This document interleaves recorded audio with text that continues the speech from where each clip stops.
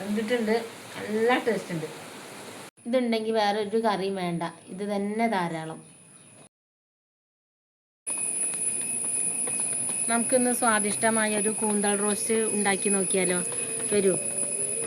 ഇന്ന് നമുക്ക് കുറച്ച് കൂന്തൽ കിട്ടിയിട്ടുണ്ട്. ഇതാ വലിയ കൂന്തളാണ്. നമുക്കിതൊന്ന് റോസ്റ്റ് ആക്കിയാലോ? ആദ്യം നമുക്ക് കുറച്ച് വെളിച്ചെണ്ണ പാരാം. ഇത് വീട്ടിൽ ആട്ടിയ വെളിച്ചെണ്ണ കേട്ടോ, നല്ല ശുദ്ധമായത്. ഇനി നമുക്ക് അരിഞ്ഞു വെച്ച വലിയ ഉള്ളി ഈ ചൂടായ വെളിച്ചെണ്ണയിലേക്ക് ഇടാം. അവിടെ നമുക്ക് വഴറ്റിയെടുക്കാം. നമുക്കിത് വഴറ്റിയെടുക്കാൻ കുറച്ച് ഉപ്പിട്ട് കൊടുക്കാം.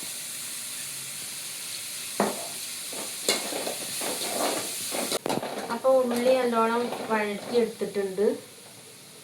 ഇനി അതിലേക്ക് 2 പച്ചമുളക് നടു കീറിയത്, 4-5 അല്ലി വെളുത്തുള്ളി, ഒരു കഷ്ണം ഇഞ്ചിയും ഞാൻ ചതച്ചെടുത്തിട്ടുണ്ട്. അത് ഇതിലേക്ക് ഇട്ട് കൊടുക്കാം. ഇനി എല്ലാം ഒന്ന് നന്നായിട്ട് വഴറ്റിയെടുക്കുക. ഇനി ഇതിലേക്ക് നമുക്കൊരു തക്കാളി മുറിച്ച് വെച്ചത് ഇതിലേക്ക് ഇടാം.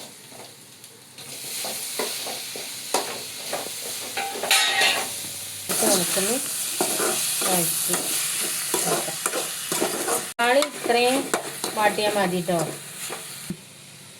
തക്കാളി നല്ലോണം വാടിയാൽ പുളി കൂടുതലാവും, അതുകൊണ്ട് നമുക്ക് ഇത്ര വാടിയാൽ മതി.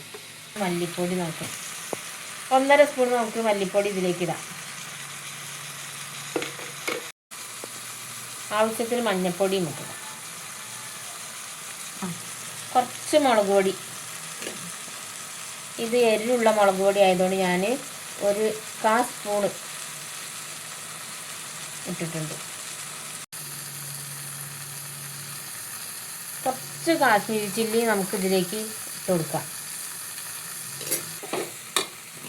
ഇനി നമുക്കിത് നന്നായിട്ടൊന്ന് ഇളക്കാം. നമുക്ക് ആവശ്യത്തിന് ഉപ്പിട്ട് കൊടുക്കാം. കുറച്ച് വെള്ളം നമുക്കിതിലേക്ക് ഒഴിച്ച് കൊടുക്കാം. മസാല വേവാൻ വേണ്ടിയിട്ടാണ്. ഇനി നന്നായിട്ട് തിളച്ച് വരുന്നവരെ നമുക്ക് വെയിറ്റ് ചെയ്യാം. കൂന്തൾ മുറിച്ച് വെച്ചത് നമുക്ക് ഇതിലേക്ക് ഇട്ട് കൊടുക്കാം.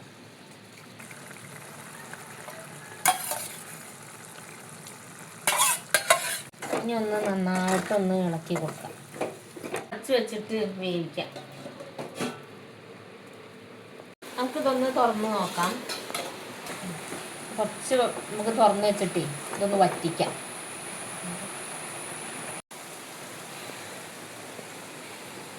ഇതൊന്ന് വെന്തോ നോക്കാം നമുക്ക്.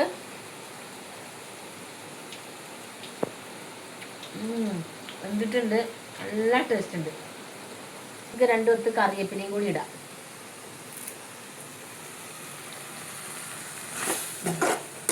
നല്ലോണം വറ്റി വന്നിട്ടുണ്ട്. പിന്നെ നമുക്ക് ഈ പരുവം മതി. അപ്പോൾ നമ്മുടെ കൂന്തൽ റോസ്റ്റ് റെഡി ആയിട്ടുണ്ട്. എല്ലാവരും ട്രൈ ചെയ്ത് നോക്കണം. ഇഷ്ടപ്പെട്ടാൽ ലൈക്ക് ചെയ്യുക, സബ്സ്ക്രൈബ് ചെയ്യുക, നിങ്ങളുടെ അഭിപ്രായം കമൻറ്റിലൂടെ പറയുക. ഇനി വേറെ റെസിപ്പി ആയിട്ട് നമുക്ക് അടുത്ത വീഡിയോയിൽ കാണാം.